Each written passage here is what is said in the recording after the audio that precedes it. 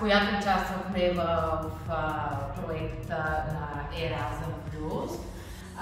Избрах ученици от 9А, 10А и 10Б, много сериозни, отговорни, добри деца. За мен беше чест и съм супер горда, че ходих с тях в Лисабон, Португалия. Избрах ги по 10 критерии. За всеки имаше по 4 критерии. Дисциплина, успех, отговорности в училище, проекти, които са правили за училището, и мога да кажа, че за мен беше огромна чест да бъда с тези деца и съм много щастлива и пак бих заминала с тях.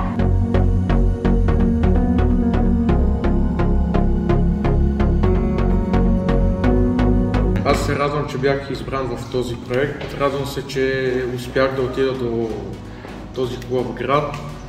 Хареса ми много, обиколихме доста музеи по нашата специалност.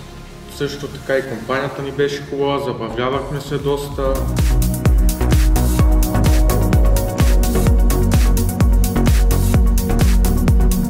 Ако трябва да опиша Лисабон с една дума, тя би било хаос, защото Лисабон сбира всичко, което една столица трябва да притежава. Емоцията беше уникална, хората, с които бях, също са уникални и много се радвам, че бях част от този проект. Лисабон е много красив и голям град, беше много интересно, поучително. Ходихме по много различни музеи, където хората бяха много мили, обясняваха добре.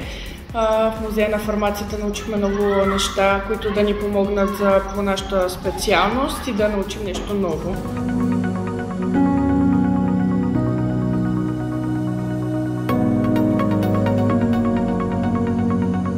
На мен Лисабон наистина ми хареса, има много забележителности. Ходихме на най-различни музеи по нашата специалност. Също и имаше и Health Museum, който също пак беше по нашата специалност, свързана с здравето. Имаше уреди от древността, свързани с медицината. Много чист град. Ходихме до океана, запознахме се с много хора.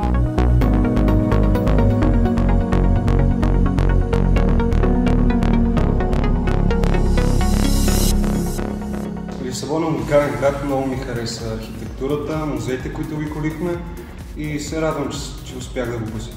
Забавлявахме се много, обиколихме целия град. На мен Лисабон, града ми хареса като цяло. И винаги като сте с приятели госпожи, си прекарате прекрасно. Аз и още много често запознахме с хора от Португалия, които в момента още даже си пишем по социалните мрежи и сме си станали близки с тях. Много се радвам, че бях част от този екип.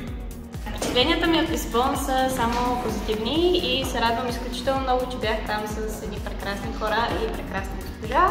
Градът е страхотен, чист, архитектурата е уникална и бих го посетила отново.